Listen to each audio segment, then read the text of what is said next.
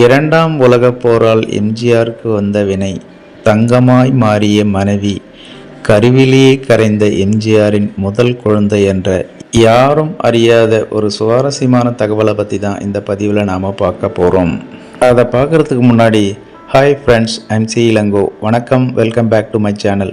நீங்கள் இன்னும் நம்முடைய சேனலுக்கு சப்ஸ்கிரைப் பண்ணலைன்னா உடனே ஒரு லைக் போட்டு சப்ஸ்கிரைப் பண்ணி சப்போர்ட் பண்ணுங்கள். அப்போது தான் நான் போடுகின்ற ஒவ்வொரு சுவாரஸ்யமான பதிவும் உங்களுக்கு உடனுக்குடன் நோட்டிஃபிகேஷனாக வந்து சேரும். வாங்க பதிவிற்குள் போகலாம். நல்லபடியாக திருமணம் முடிந்தது. தங்கமணி கர்ப்பமானார். இந்த நிலையில்தான் இரண்டாம் உலகப் போர் வந்தது. இதையடுத்து சென்னையில் குண்டு போட போகிறார்கள் என்ற தகவல் வேகமாக பரவ எம்ஜிஆரின் மனைவி தங்கமணி கேரளாவுக்கு அனுப்பி வைக்கப்பட்டார். எம்ஜிஆரின் முதல் திருமணம் குறித்து பத்திரிகையாளர் சபிதா ஜோசப் ஆகாயம் தமிழ் சேனலுக்கு பேசியிருக்கிறார். இது குறித்து சபிதா ஜோசப் ஆகாயம் பேசியதாவது: புரட்சி தலைவர் எம்ஜிஆர் அவர்கள் சிறிய வயதிலிருந்து நாடகங்களில் நடித்துவிட்டு அப்பொழுதுதான் திரைப்படங்களில் நடிக்க ஆரம்பித்தார். அப்பொழுது அவருக்கு 200 முதல் 300 ரூபாய் வரைதான் சம்பளம் இருந்ததாக சொல்லப்படுகிறது. அந்த சமயத்தில் எம்ஜிஆர் சென்னையில் வால்டாக்ஸ் ரோட்டில் ஒரு வீட்டில் வாடகைக்கு இருந்தார். அந்த வீட்டிற்கு 30 ரூபாய் வாடகை.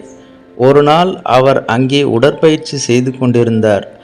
அப்பொழுது அருகில் தண்ணீர் எடுத்து வரக்கூடிய ஒரு பெண் எம்ஜிஆரை பார்த்து சொல்லுவிட, இதை பார்த்த எம்ஜிஆரின் அம்மா உடனடியாக எம்ஜிஆருக்கு ஒரு கல்யாணம் செய்து வைக்க வேண்டும் என்று சொல்லி கேரளாவிற்கு சென்று ஒரு பெண்ணை பார்த்து கல்யாணம் செய்து வைத்து விட்டார். எம்ஜிஆருக்கு கல்யாணம் செய்து வைத்த அந்த பெண்ணின் பெயர் தங்கமணி. அவர் மிகவும் அழகாக இருப்பார். அந்த காலகட்டத்தில் எம்ஜிஆர் அவர்கள் காந்திய சிந்தனையில் மிகவும் வேரூன்றி இருந்தார். அதன் காரணமாக எப்பொழுதும் கதராடையை அணிந்து கொண்டிருந்தார். கல்யாணத்தின் பொழுதும் கதராடையை தான் அணிவேன் என்று ஒற்றை காலில் நின்றிருக்கிறார். ஆனால் அந்த குடும்பத்தார்கள் அதற்கு அனுமதிக்கவில்லை. ஒரு வழியாக எம்ஜிஆரை சம்மதிக்க வைத்து கல்யாணமும் நல்லபடியாக முடிந்தது. அதனைத் தொடர்ந்து எம்ஜிஆரின் மனைவி தங்கமணி கர்ப்பமானார். இந்த நிலையில்தான் இரண்டாம் உலகப் போர் வந்தது. இதையடுத்து சென்னையில் குண்டு போட போகிறார்கள் என்ற தகவல் வேகமாக பரவியது. அப்போது எம்ஜிஆரின் மனைவி தங்கமணியை கேரளாவில் உள்ள அவரது தாய் வீட்டிற்கு அனுப்பி வைத்தார் எம்ஜிஆர். ஆனால் எம்ஜிஆரின் மனைவி தங்கமணிக்கு எம்ஜிஆரை பார்க்காமல் மனது படபடத்தது. இதனையடுத்து எம்ஜிஆருக்கு போன் செய்து, எனக்கு பயமாக இருக்கிறது, உங்களை பார்க்க வேண்டும் போல் இருக்கிறது என்று சொல்லியிருக்கிறார். ஆனால் அந்த பயத்திலேயே கர்ப்பமான தங்கமணிக்கு கரு கலைந்துவிட்டது. அந்த மன உளைச்சலில் இருந்த எம்ஜிஆரின் மனைவி தங்கமணி உடல்நலக் குறைவால் இறந்துவிட்டார். சென்னையில் ஒரு சினிமா ஷூட்டிங் நடக்கும்போது எம்ஜிஆருக்கு இந்த தகவல் வருகிறது. அவருடைய அண்ணன்மார்கள் வந்து எம்ஜிஆரை அழைத்து சென்றார்கள்.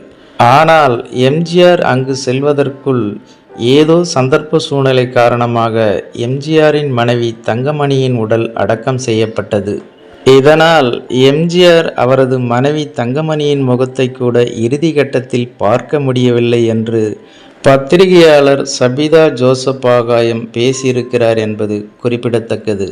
ஓகே ஃப்ரெண்ட்ஸ், புரட்சி தலைவர் எம்ஜிஆரின் இந்த ஒரு சோகமான தகவலை பற்றி நீங்கள் என்ன நினைக்கிறீர்கள் என்ற உங்களோட கருத்துக்களை மறக்காம கமெண்ட்ல பதிவிடுங்க. மேலும் இது போன்ற வேறொரு சுவாரஸ்யமான தகவலுடன் சந்திக்கலாம். அதுவரை உங்களிடமிருந்து விடைபெறுவது I'm C Elango. Thanks for வாட்சிங். See you later. Bye bye.